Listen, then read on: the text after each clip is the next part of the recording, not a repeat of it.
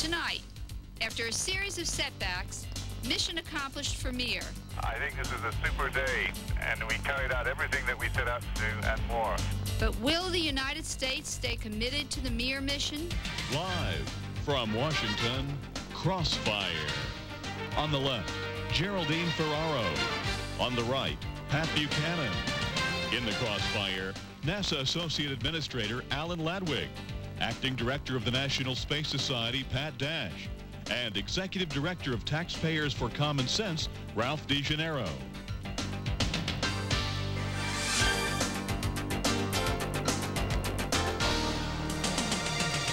We are learning things today that will allow us to protect our investment in the International Space Station program, which is many, many times more in money and other valuable considerations, and it's a very worthwhile activity. Welcome back. Is there some great and intangible value to having men in space that makes it worth the huge cost and risk of putting and keeping them there? Our guest is Alan Ladwig, Associate Administrator of NASA, and joining us is Ralph Degennaro, Executive Director of Taxpayers for Common Sense. Jerry? Ralph, according to one study, for every dollar that NASA has spent, $10 have been added to the U.S. economy from commercial applications of the space technology that they got. How can you argue against a cost-benefit ratio like that? I think those are funny numbers. The study I've seen that NASA quotes is for every dollar invested, you get $2 back. What the economists have found is that spending on NASA is about as good for generating jobs and economic value as spending on the defense budget, which is not as good as most civilian investments by the federal government, which is not as good as most investments by taxpayers and by private sector business. So I don't think there's bongo. We just did a study that showed over the last 10 years the investment or the application of NASA technologies in the private sector created $250 billion in new products and services, 160,000 jobs, and it's predicted over the next 5 years to have an additional $240 billion. So we think it's a very good rate on return. I don't know which $1 to $2 you're quoting. If NASA does that study, I'm sure that's what it says. We're having that peer review. The point is, though, where should America's space program go in the next 20 years? And you can do it cheaply or you can do it expensively.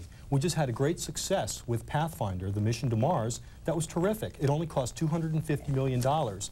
That's the way we think you should go. Instead, NASA wants to spend $94 billion on the space station, which is very expensive and which is obsolete. Aren't there things that you have to do with the manned space station because Pathfinder, which is unmanned, would be unable to do, like medical research? The National Research Council and the President's Advisor on Science and Technology have both said that there's not a lot of scientific value left. They still don't know. They still don't know if they're going to have the centrifuge on there because they don't know if they can afford it. They're actually throwing science off the space station in order just to get it up there. We got more science out of Pathfinder than we'll ever get out of space. All right, let me move into politics here because I want to get back to the Clinton thing.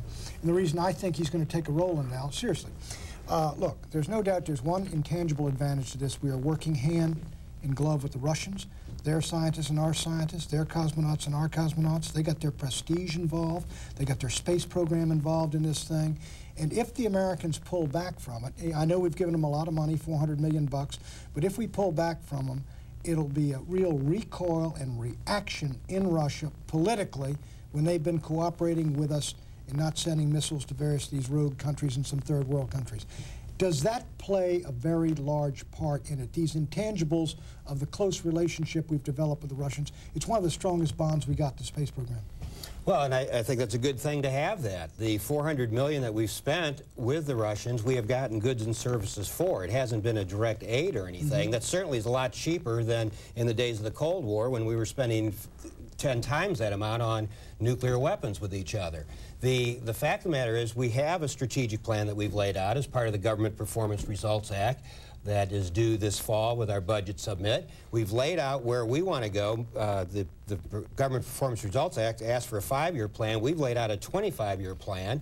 We are very specific in our 3 mission areas, and it is going to be a balanced program of robotic and human spaceflight. This is the usual NASA bureaucrat speak. This is an agency trying to hold on to its budget as the time. Well, we're not doing a very good job of it because our budget's been going down, and along with that, we have been more efficient We're 40% more productive than we used to be, and we're doing things faster, better, and cheaper. The big efficient success you've had recently is Pathfinder. It only Pathfinder, costs 2 shuttle missions lately, our cooperation with the Mir, Mission to Planet Earth, aeronautics programs. What you're doing that's new and useful is things like Pathfinder, which are better, faster, cheaper. Space station is something from 20 years ago. We can't afford it. There's no scientific way. What about one of these intangibles that Pat was talking about? Isn't it important for the United States to maintain our leadership, at least in this space exploration? No, what's important for the space program is to be about space science, not a jobs program and not a foreign aid program. So well, you can't call this either of those things. But we just heard it justified. The first 2 justifications for the space station were But what about, jobs when and we went to the moon, I guess, look,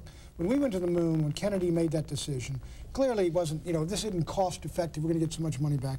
It was a great, heroic national goal. Is there not something to this idea of having men up there that is, and it's going to cost a lot of money, human beings, exactly, now men and women, right, but having that, doing that you don't get even from 350 Pathfinders, which would be the same cost as the shuttle. But when Kennedy was president, you didn't have computers. We live in a new world today. We can do amazing things with computers. I know we can do it. The question is there some intangible value to having men and women in space? I think the highest expression of human culture is to do amazing things with machines in our minds, like we're doing with computers. Let's send more Pathfinders. But again, what he's going to, and what I'm interested in knowing, don't you think that there is a role for the United States to play as a world leader in this whole kind of program? We are leading the world in amazing space technology. Not if we don't participate. You don't send a robot up Mount Everest.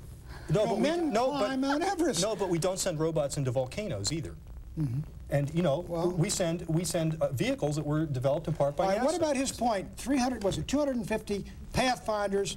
You can get that, which is a tremendous scientific achievement for one of this big football field monster floating around in space. That's not. I don't know where he gets his numbers from, but the fact of the matter is, you look at what is the objective you want to accomplish in space. Then you decide how you're going to do that. Is that a robotic program? Is that a human program? Do we do that as a single nation? Do we do it with agreements with other nations? Find out the best way of going about it. And we have laid this out on a 25-year plan. We think we are on the right track. We've learned how to do more with less. We've been a poster child for reinventing government. And we're going to have to let that be the last word. Alan Ladwig, thank you so much for being with us. Ralph Degennaro, thank you for being with us. And Pat and I will be right back for a closing comment after this.